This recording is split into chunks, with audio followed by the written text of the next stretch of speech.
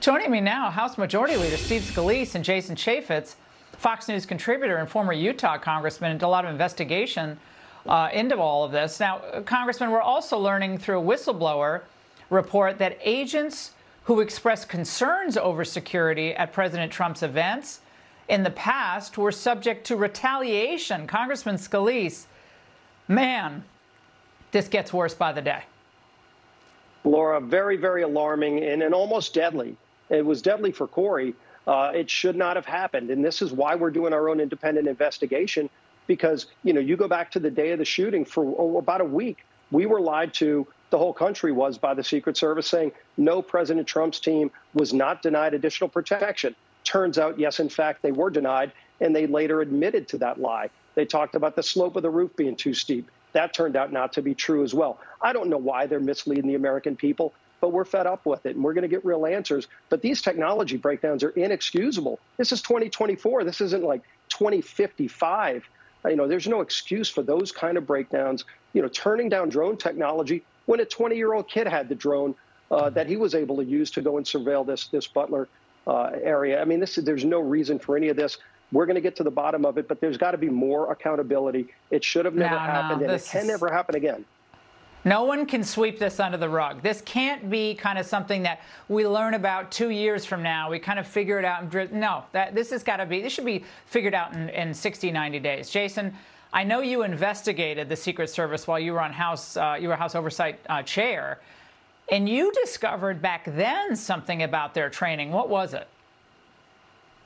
The average Secret Service uniform division receives less than 30 minutes of training per year. And one of the questions that was not asked of the Secret Service is, how much did that personal protective unit train? Because you had people out there who couldn't even holster their gun. They didn't even know how to do the extraction. I guarantee you it comes down to recruitment. It comes down to training. It comes down to technology. It's the same thing. We issued a 400-page report. There are people that are agents and officers that don't have security clearances. They are 1,000 people short of where they're supposed to be. This is on Alejandro Mayorkas, because guess what? Jay Johnson and the Blue Ribbon panel, they recommended that they hire a Secret Service director from outside the agency. Biden and Harris did exactly the opposite. They hired their friend who used to be on Biden's detail. And there are 1,000+ agents shy of where they're supposed to be. Their workload's done. They're not trained. In 2013, they didn't even do any training. None. Okay. Well, and they're not focused on the core mission, Laura. They lost focus of their core mission. And that's to protect the President of the United States, former President of the United States, the Vice President as well. They forgot about that mission. They started getting into all these other things, quotas, diversity. You know, get back to the core mission, clean up the culture. And like Jason said, you got to clean house. When you've got a dirty culture, you got to clean the whole thing up. And we're going to get the report before the end of this year. This will not be something that drags out, because we need answers quickly. We need to change the culture quickly.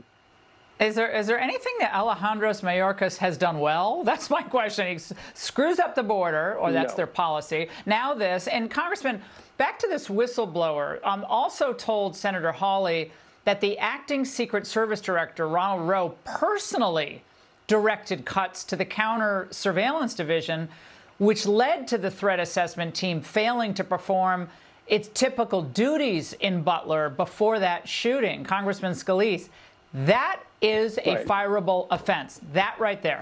It's a serious charge, and he's yet to answer for it. He's gonna give us an answer, and we've got to see what that answer is. But at the same time, there's deeper questions that still I don't know if anybody over there is going to be able to clean it up at the top. You're going to have to just clear out a lot of those people that lost focus of the main mission and get back to the core of what these people should do. Incompetence seems to be the only thing they're capable of in the Biden-Harris administration. If we learn nothing from 9/11, it's that people need to talk to each other. And when they said we had a cellular snafu, no comms. What cellular communications? No, you gotta be kidding me, Jason and Congressman. They couldn't talk to somebody 150 feet away. Right, exactly. Thank you so much.